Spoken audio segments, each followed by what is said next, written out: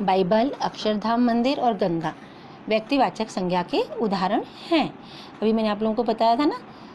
अब है सेकंड, जातिवाचक संज्ञा। किसी संज्ञा शब्द के से किसी व्यक्ति, वस्तु या स्थान की पूरी जाति का बोध होता है। क्या बेटा? पूरी जाति का बोध होता है, जातिवाचक संज्ञा कहलाता है। जैसे पूरी जाति के मतलब क्या? प्रत्येक व्यक्तिवाचक शब्द किसी न किसी जाति वर्ग से आता है। जिस संज्ञा शब्द से उसके वर्ग के सभी प्राणियों की, वस्तुओं का, स्थान का बोध हो उसे जातिवाचक संज्ञा कहते हैं। जैसे गाय, शेर, है ना, नदी, पर्वत, मतलब जाति का बोध करते। जब हम पर्वत बोला तो पर्वत, सभी पर्वतों के बारे में बात हो गई। पर्वत। अब जैसे ये देखो, पशु, एक पशु के बारे में बात नहीं हो रही है। पशु अगर पशु आए तो पूरी जाति पशु उसमें हाथी भी आ जाएगा, घोड़ा भी आ जाएगा, हिरण भी आ जाएगा, सब आ जाएगा, शेर भी आ जाएगा। तो पशुओं की जाति हो गई, है ना। और मनुष्य, पूरी मनुष्य जाति के बारे में बात हो रही है। एक मनुष्य के बारे में बात नहीं होती है, पूरी मनुष्य जाति के बारे में बात हो रही है। तो क्या हुआ? पूरी जाति का बोध हो रहा है उससे। पेड़ की पूरी जाति का बोध हो रहा है, तो उसे जातिवाचक संज्ञा कहते हैं। जातिवाचक संज्ञा किसी विशेष व्यक्ति अथवा वस्तु आदि का बोध नहीं कराती है, पूरी जाति का बोध कराती है। किसकी? पूरी जाति का। और व्यक्तिवाचक संज्ञा क्या थी? विशेष व्यक्ति, वस्तु या स्थान का बोध करा रहे थे, उसे व्यक्तिवाचक कह रहे थे हम। व्यक्तिवाचक संज्ञा ये पूरी जाति का बोध कराते हैं, इन्हें हम जातिवाचक संज्ञा कहते हैं।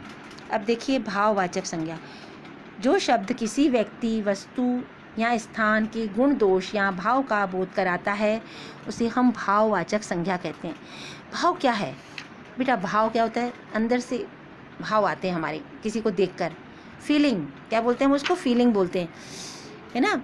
जैसे किसी में गुण है, अच्छाई, भलाई, है ना, तो हम क्या बोलते हैं? अरे ये अच्छा है, इसमें बहुत अच्छा ही है। हमारे मन उसको देखकर भाव आ रहा है ना। दया, ये हमारे मन में भाव आते हैं।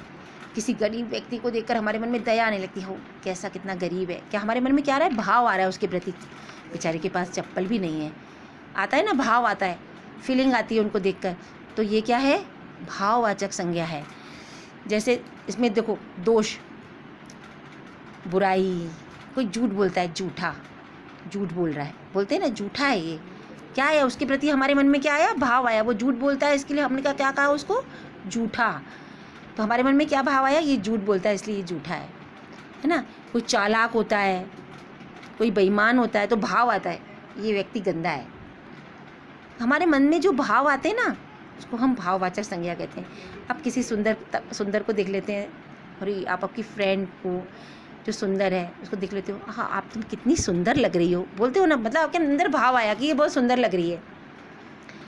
मिठाई खाकर मिठास का भाव आता है ना। मिठाई खा ली, हाँ बहुत अच्छी थी, है ना। तो मिठास हुई, किसका भाव आया? मिठास का। किसी बूढ़े व्यक्ति को देख लेते हैं, अरे बहुत बूढ़ा है, आता है ना। तो बुढ़ापा क्या हुआ? बुढ़ापा भी भाव हो रहा है आपके मन में उनके प्रति। बचपन, छोटा सा बच्चा देख लेंगे, कितना क्यूट है, बोलते हैं ना, क्या बोलते? भाव आया, कितना सुंदर बच्चा है, छोटा। क्या आ रहा है आपके अंदर? फीलिंग आ रही है उसके प्रति। तो ये भाववाचक संज्ञाओं के उदाहरण हैं, ठीक है।